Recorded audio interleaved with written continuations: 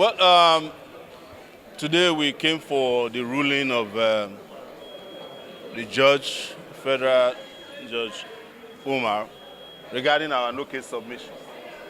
And he made a ruling about no case submission and took some positions that we had expected he would. But we wanted to give him the opportunity to do what is just and right. You all are aware, for those of you around this morning when we came, the moment we saw our friends from TVC News, we knew that they know the judgment that's coming, the ruling. That's why they came to court. But that's on the side. But we have had serious disagreement with the judge over the way he treated our lead lawyer, Marshal Abubakar, whom he asked to come and kneel down in front of him. And we had already taken a position that whatever happens, we will let him know of our disapproval of such conduct. So when he made his final position today and took decisions that were far-reaching in the case, even though he kept saying to us that he's not supposed to say too much, but he said too much, which gave the well-known impression and the fact that he already made up his mind. And if you are in court and you see the way he was laboriously reading the judgment, you know that this didn't come from him. It was a state decision. And we also know the sensitive periods that we are in, that Tinubu has been going around destabilizing political parties. And we know he had a plan for us. Their plan, we found out last night, was to convict me of a crime so that I will not qualify to become a presidential candidate in the next election. That was his decision. And the judge showed their hand very early today. So we decided that I should speak to the judge.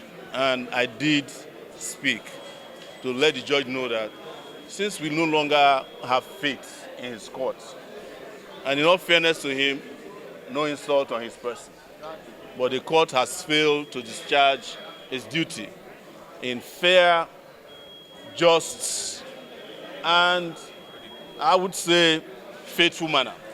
And we have decided that the judge, Justice Umar, should recuse himself from the matter and return the file to the Chief Judge of Nigeria to be reassigned somewhere else.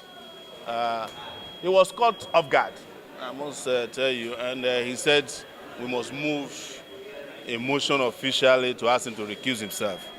And then angrily chose a date that did not would mesh with ours. He said we should come back on March 19. We already have a date, a court case on that day.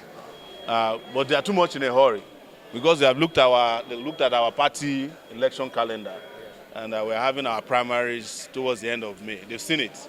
They want to rush the judgment. The SAN whom they brought was asking me to enter defense right away. So that was what transpired in court today. It is the people who lack legitimacy that are in power. People who did not win election are the people who are presiding over our affairs. And that is why I can never regret, one, that I'm back in this country to face them. Second, that I will never tolerate a criminal running my country. It's as simple as that. Whatever it will cost, we'll give it to it. And we already know their position, like I said. We knew from day one what this was all about. And we knew from day one that the DSS was in cahoots with those who filed the charges and the people who are presiding over the charges. So don't worry about me. Don't leave this place, except those of you who, of course, are going to be happy that the judge did something for you. Don't leave this place thinking that anything will stop. We are going to get harder against them until we liberate our country. We are here for liberation, and there's nothing anybody can do about it until all Nigerians are free from the cabal led by the criminal who is now president of Nigeria, Bola Ahmed Tinubu. Very much. The ruling on our no case submission came up today. Well, His Lordship, Justice Umar, posited rightly that in a ruling on no case submission, the ruling is not supposed to be lengthy. At the end of the day, my lordship gave a very lengthy ruling, and without evaluating properly the duties we have outlined for the prosecution to establish, my lord held in his ruling that the prosecution has established a prima facie case that warrants us to enter a defense. That is new learning to me. It does not conform to the law as we know it and the requirements or justification for a no case submission ruling. Upon review of that particular ruling and the circumstances preceding this particular or culminating into the proceedings of today, more so the antecedents of this case and the other two sister cases that is pending before his lordship, particularly the one that has been decided by my lord in the civil aspect of this criminal trial, we felt that it is imperative at this stage that we consult with the defendant to decide appropriately. Happily, the defendant was on the same footing, and he informed the court that putting into cognizance the fact and the circumstances culminating into today's proceedings, that it is our honest belief that another judge ought to try or attempt to try, or another judge ought to decide this matter going forward. It is the honest belief that all of this fact has shown that this court has a predetermined purpose as far as this case is concerned. It was on that basis that the defendant applied that another judge should hear this matter moving forward. We agreed with the defendant that at this juncture, this matter ought to be transferred back to the CJ for reassignment to another judge, which is the appropriate thing to do in a matter of this nature. His Lordship has asked us to come with a proper and a formal application so that parties can proffer arguments on the date that such a motion will come up. We will consult further amongst ourselves, the legal team, and with the defendant, and come back before His Lordship. Although His Lordship imposed a date, which was the 19th of May 2026, and we informed His Lordship that on that date we are built to appear in two separate trials before the same court and before judges who are even senior to His Lordship, Justice Umar. But His Lordship still proceeded to adjourn the matter despite our registering our displeasure and non-availability for that day to him in open court. We also reviewed that particular aspect of this issue and respond accordingly. However, whatever it is, just yesterday, the NBA issued a statement condemning the eagerness of state institutions, particularly those with prosecutorial powers, to at the inkling of politically exposed persons consistently be in a hurry to charge Nigerians under the obnoxious Cyber Crimes Act 2026 as amended, particularly Section 24 thereof.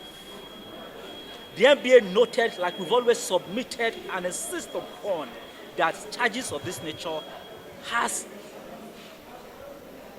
an effect, a sizzling and a chilling effect on the right of Nigerians to critique those in government. We are now at a crossroad in this country where the government has decided to impugn on the rights and liberties of Nigerians, where the government has decided to abandon governance. And whenever any Nigerian has the temerity to challenge such an action, the state actors would hurriedly arrest such a critic and charge them to court. This is not democracy. In a country where the government has not implemented its budget for the past 3 years, in a country where Nigerians are being kidnapped daily, in a country where there is no infrastructural development to show for the humongous funds that this government has budgeted for those activities and jobs, in a country where Nigerians pay more for darkness than they pay for lights, in a country where a court just convicted a former minister of power for stealing over 33.5 billion naira at the expense of the Nigerian people. When Nigerians now complain about these injustices and the gravity of this very serious national question, the state actors try to use the instrumentalities of state apparatus, using the same taxpayers' monies that were budgeted or should be budgeted for infrastructural development to hang and to deprive such persons from the right to so speak. Is this the democracy that Nigerians elected and voted for? Is this the democracy that Nigerians are yearning for? Why would the government be in a hurry to condemn and charge to court those who simply ask that governance should be for the people? Another clear case is the case of our comrade brother, Justice Crack. Justice Crack simply exposed corruption as far as military funding and expenditures are concerned, as relates to the feeding and the allowances given to these soldiers. In a Senate claims, the officers responsible for this feeding and for the welfare of the soldiers would have been summoned to explain what happened to the humongous monies that were budgeted for those feeding. They never did.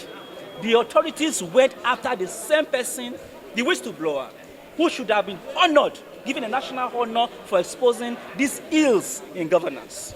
And the same DSS, who has no prosecutorial powers under any law in Nigeria, is the same institution that was vested with the right to file a charge against such a Nigerian citizen. There was no investigation, there was no investigation report, none whatsoever. The army simply kidnapped this young man, tortured him, and handed him over to the DSS to prosecute. To cover up their crime. To cover up the atrocities that this young man has brought to the fore. What was Mr. Omoyele's issue in this matter? They are not comfortable with the fact that he speaks truth to power and he challenges state institutions to be responsible and to be accountable to the Nigerian people. I think it is very important that beyond the rhetorics of condemnation and issuance of press statements, all hands must be on deck to ensure that we hold state actors accountable. Nigeria is not a police state. Nigeria is a democracy governed by constitutionalism and rule of law. We should never surrender the liberties that our forefathers fought so hard to attain from the colonial era. What we practice in this country is neocolonialism, modern-day slavery of the Nigerian people. That must stop. Nigerians must demand accountability and an end to this impunity in high places. Nigerians should stop being slaves in their country. Enough is enough. Nigeria is for every one of us. Thank you. Revolution.